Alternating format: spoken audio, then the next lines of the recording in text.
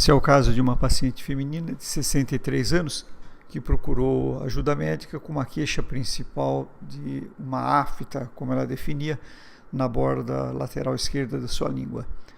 Essa lesão estava lá há 4 meses e ela descrevia como indolor. No exame físico, foi notado a presença de uma lesão com aspecto verrucoso na topografia. Foi feita uma biópsia, cujo resultado anatomopatológico foi de um carcinoma espinocelular moderadamente diferenciado. Além disso, foi pedido também complementação com o exame de imagem para verificação das eventuais extensões dessa lesão. Essa é a tomografia que foi realizada. Na grande maioria dos casos, iniciamos o exame de imagem através dos exames tomográficos. Muito bem. Essa paciente não tinha tantos artefatos na cavidade oral. A maior parte desses artefatos normalmente são advindos de próteses dentárias, coisas do gênero. Mas dá para se ver que era até possível uma visualização razoável das estruturas da cavidade oral e do orofaringe, mas mesmo assim não encontrávamos nenhuma área de grande suspeita onde era relatado alguma alteração.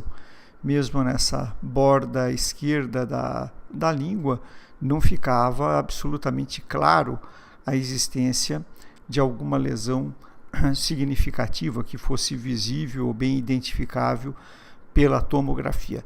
Vamos ver a reformatação coronal. Na reformatação coronal, encontramos os mesmos achados.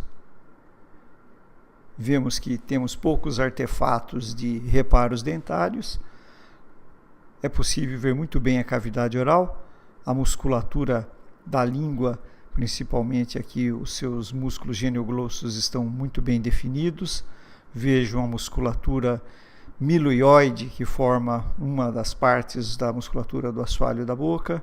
Vemos claramente os músculos genioides e não encontramos nada de importante ou significativo, mesmo na região que era relatada clinicamente como tendo uma lesão, que é essa região da borda lateral esquerda da língua. Sempre que não temos uma visualização muito clara das estruturas da cavidade oral e orofaringe, ou o inverso, como esse caso, que temos uma visualização muito clara, mas não encontramos uma lesão com uma nitidez e é uma lesão relatada, nós complementamos o exame com a ressonância magnética na tentativa de tentar clarificar melhor, de tentar exemplificar melhor a existência ou não dessas lesões. A aquisição que vamos ver é uma aquisição no plano coronal e em T1, sem a injeção do gadolínio. Vemos que anatomicamente não conseguimos também, nessa incidência, identificarmos lesões muito claras nessa região da borda lateral esquerda da língua.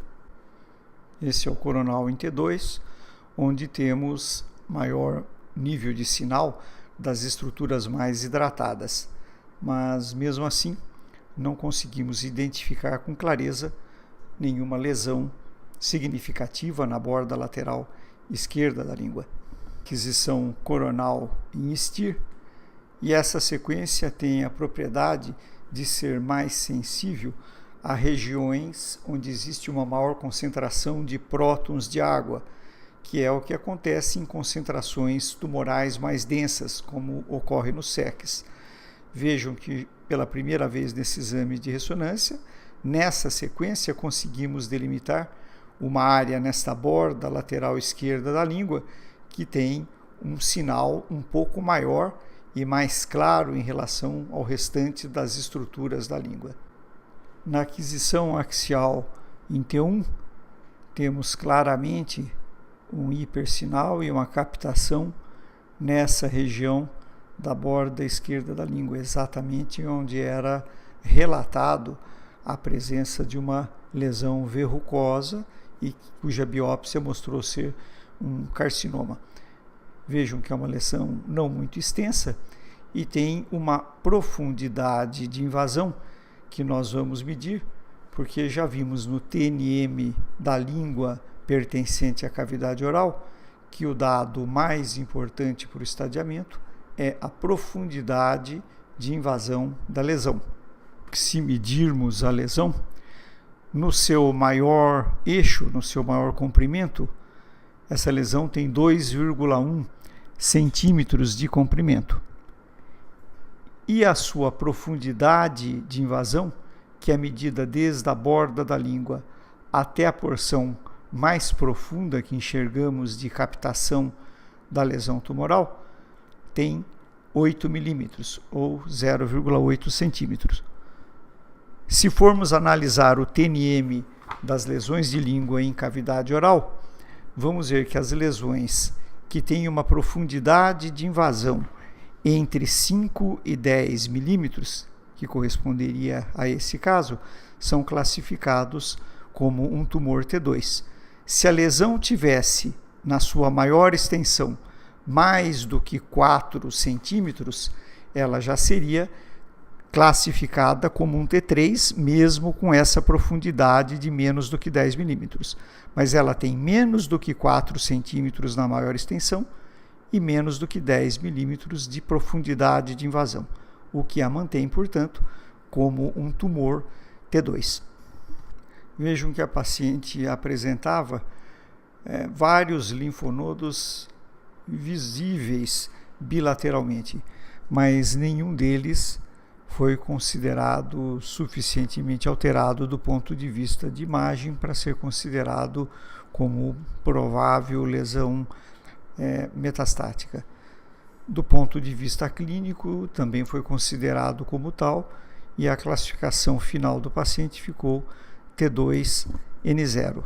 É uma sequência coronal em T1 com supressão de gordura e injeção de gadolínio. É a mesma sequência que foi usada naquelas planos axiais que vimos a contrastação do tumor e onde foi feita a medida.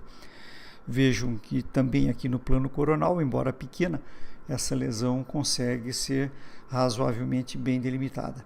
Como era um tumor muito pequeno, muito restrito, foi optado por uma ressecção cirúrgica local, com uma ampla margem, obviamente, a qual não mostrou nenhum ponto de comprometimento pelo anátomo patológico. A paciente encontra-se em acompanhamento clínico há 2 anos e está atualmente, até então, em bom estado geral.